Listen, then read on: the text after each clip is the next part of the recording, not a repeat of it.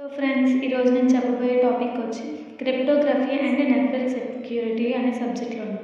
First మనకి cryptography అంటే ఏంటో తెలియాలి, నెట్వర్క్ సెక్యూరిటీ అంటే ఏంటో తెలియాలి. అండ్ క్రిప్టోగ్రఫీ అసలు ఎందుకు యూజ్ చేయాలి, నెట్వర్క్ సెక్యూరిటీ వల్ల యూజ్ ఏంటి, మనం అసలు సెక్యూరిటీ అనేది ఎందుకు పెట్టుకోవాలి, ఇవన్నీ తెలియాలంటే నా ముందు వీడియోస్ చూస్తూ ఉండండి. అండ్ ఫస్ట్ ఈ వీడియోలోకి వచ్చేస్తే క్రిప్టోగ్రఫీ. ఫస్ట్ మనం క్రిప్టోగ్రఫీ అంటే ఏంటో, దాని ఇంట్రడక్షన్ అంటే ఏంటో చూద్దాం.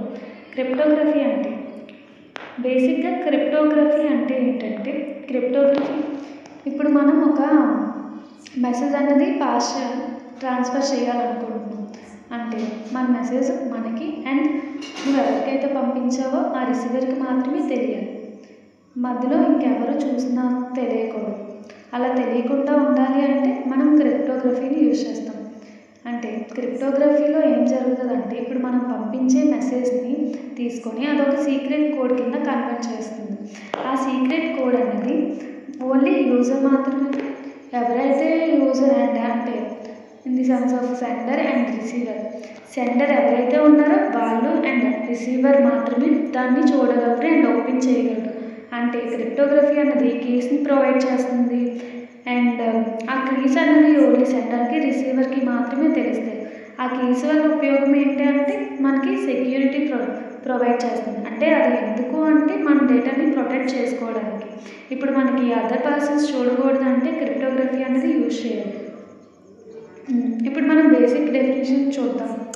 Cryptography is a way to protect information truly by turning it into secret codes.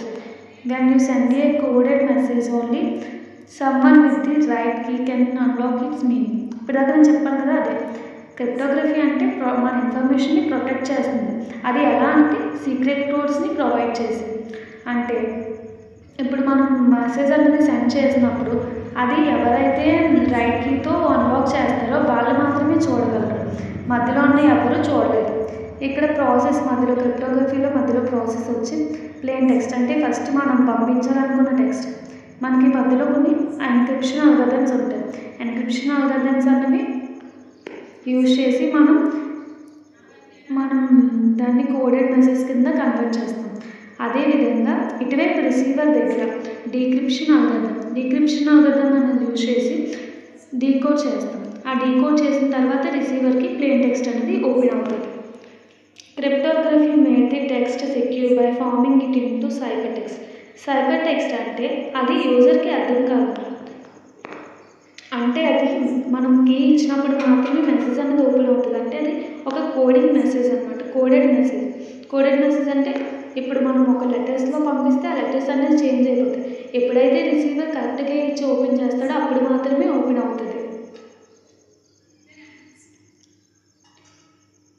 ఇదంతా క్రిప్టోగ్రఫీ గురించి. అంటే క్రిప్టోగ్రఫీ అంటే అర్థమైంది కదా అందరికీ. అంటే క్రిప్టోగ్రఫీ అంటే it is a way to protect our data from unauthorised access. So like technologies of cryptography.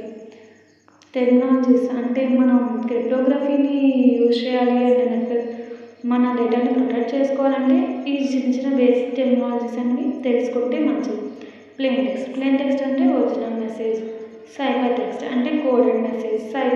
Cipher అంటే ఏంటంటే algorithm for transforming plain text to cipher text.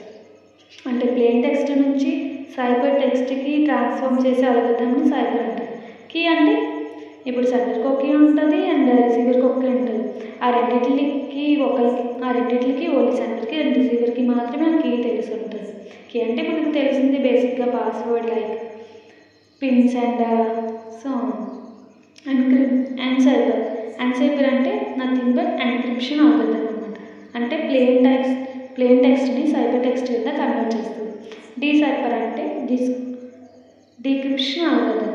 అంటే మనకి ఏం చేస్తుందంటే సైఫర్ టెక్స్ట్ని ప్లెయిన్ టెక్స్ట్ కింద కన్వర్ట్ చేస్తుంది. ఇప్పుడు క్రిప్టోగ్రఫీ యొక్క మీనింగ్ చూసాం, అదేవిధంగా ప్రాసెస్ ఎలా జరుగుతుందో చూసాం. అడ్వాంటేజెస్ ఏంటి అంటే కాన్ఫిడెన్షియాలిటీ. అంటే మెసేజ్ని సీక్రెట్గా ఉంచుతుంది, ఓన్లీ సెండర్కి అండ్ రిసీవర్కి మాత్రమే తెలిసేలా చేస్తుంది.